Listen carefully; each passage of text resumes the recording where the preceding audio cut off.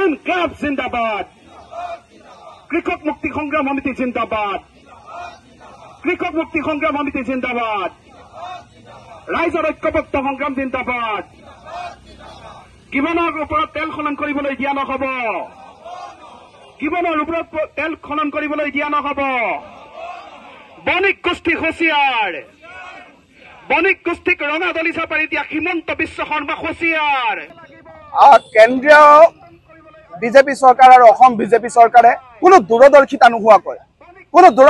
নোহোৱাকৈ আমাৰ হলুগাপাৰাৰ গিবন অভয়াৰণ্যত বেদান্ত নামৰ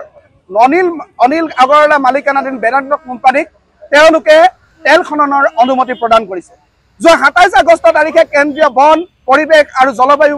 পৰিক্ৰমা মন্ত্ৰালয়ৰ পৰিৱৰ্তন মন্ত্ৰালয় আৰু অসম চৰকাৰৰ ৱাইল্ড লাইফ বৰ্ডৰ যি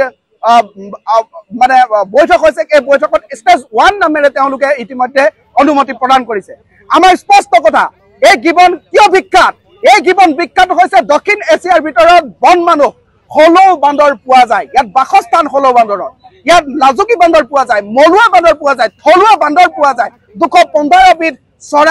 চৰাই আছে সাপ আছে বাঘ আছে হাতী বনৰীয়া হাতী আছে বনৰীয়া গাহৰি আছে বিভিন্ন প্ৰজাতিৰ জৈৱ বৈচিত্ৰ্য আছে জীৱকুল আছে এই গোটেই জীৱকুল আৰু পৰিৱেশৰ প্ৰতি আৰু আটাইতকৈ ডাঙৰ কথা ইয়াৰ খুলাং গছৰে ভৰপূৰ এতিয়া এই গোটেই পৰিৱেশ বিনষ্ট হ'ব এই ডিলিং প্ৰক্ৰিয়া হোৱাৰ লগে লগে আমাৰ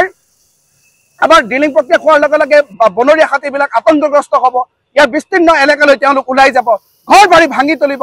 কৃষি নষ্ট কৰিব গতিকে এনেকুৱা ধৰণৰ এক পৰিৱেশৰ কথা চিন্তা নকৰাকৈ কেৱল ব্যক্তিগত পুঁজিপতিৰ স্বাৰ্থত এই বিজেপি চৰকাৰখনে যি হতকাৰী সিদ্ধান্ত লৈছে এই হতকাৰী সিদ্ধান্ত উঠাই ল'ব লাগিব আৰু যদি উঠাই নলয় তেনেহ'লে অনাগত দিনত ভয়াৱহ আন্দোলন গঢ়ি তোলা হ'ব আৰু এই ধৰণৰ যি ব্যক্তিগত পুঁজিপতিৰ স্বাৰ্থত যিসকলে ৰঙা দলিচা পাৰি দিছে তেওঁলোকৰ চকু উভালি অনা হ'ব এই কথাটো আজি আমি এই প্ৰতিবাদস্থলীৰ পৰা স্পষ্ট ৰূপত ঘোষণা কৰিছোঁ।